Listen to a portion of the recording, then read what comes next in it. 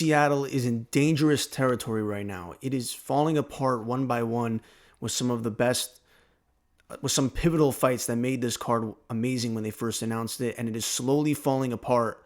And this is an absolute shame because this is the UFC's first time in Seattle in a number of years, and they were supposed to get this amazing fight night the way the card was first announced. Like, really, it was an amazing fight night, but now it's falling apart. And who knows if they're going to replace all these fights that are getting canceled, or we're just going to get a very minimal fight night headlined by Son Yadong and Henry Cejudo. This is going to be Henry Cejudo's redemption fight, coming back after losing to Merab Dvalishvili. For Song Yadong, it's coming off the loss to Peter Yan. And this is a great fight night main event. And the rest of the card was also pretty amazing how it was originally intended. But we are slowly learning throughout today that a lot of these fights are getting canceled. And that is an absolute shame. You got, right, the original card was Henry Cejudo versus Song Yadong.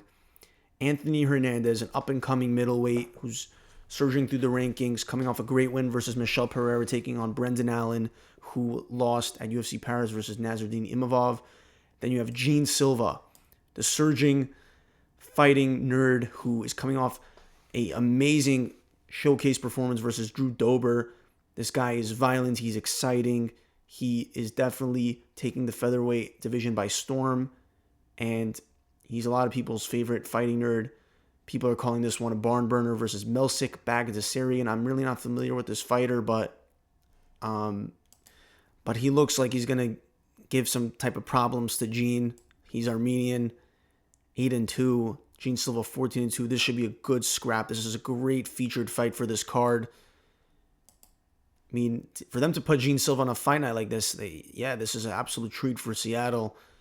And then there was supposed to be Curtis Blades versus this guy, Rivnat Koziev or something, this Russian that was debuting from the Contender Series. And the big narrative was that Curtis Blades is being disrespected. I mean, he's a number 5 ranked heavyweight in the world. He just come off a title fight from Tom Aspinall. And this is what he gets. He gets a guy that's only debuting, and I guess they moved that fight to UFC 313. That's what they're saying, that this fight was not canceled for any particular reason. No injuries. They just decided to move it to UFC 313 so that card could have a little more name value on it, like a nice heavyweight fight with Curtis Blades involved. So instead, you have Nursultan Ruzibuyev versus Eric Mikoniko.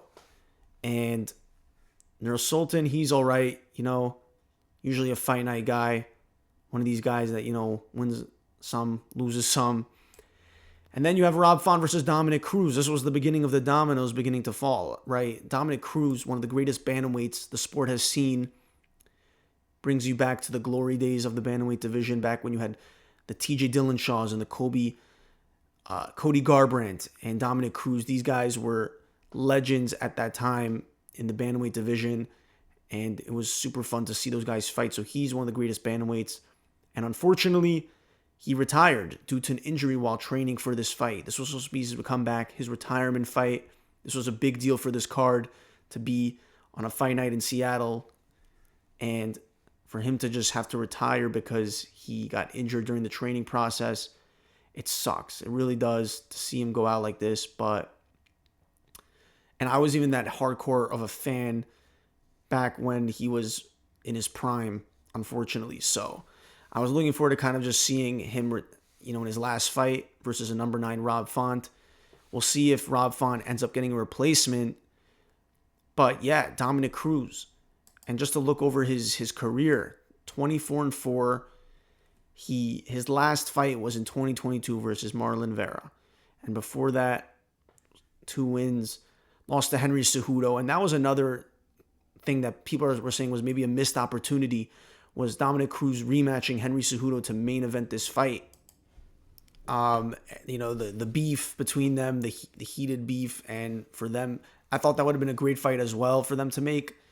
And yeah, kind of ironic how Dominic Cruz pulled out on the undercard of Henry Cejudo. So that fight he lost, and then he also lost to Cody Garbrandt.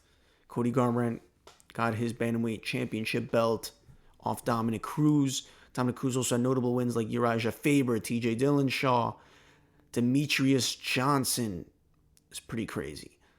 So yeah, Dominic Cruz, a legendary career. Sucks to see that has to retire and he's off this card. But yeah, and then another fight, Edson Barbosa, the old head featherweight that, was a little cool fight to see if he still has it in his career. But he's off the card as well with, I believe, an injury.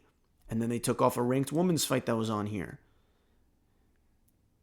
And then this card is just all over the place. They put Alonzo Menefield on the card. I think on the website he's still listed to be on UFC London. So this card is really all over the place. And yeah, we lost 3 pivotal fights that made this card amazing for UFC Seattle.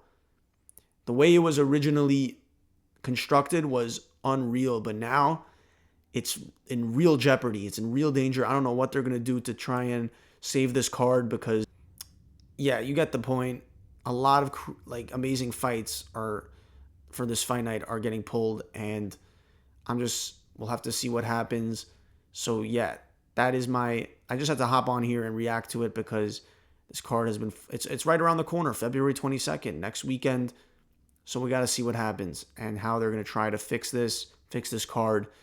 And next week during fight week, I will react to the full official card once they get this fixed up.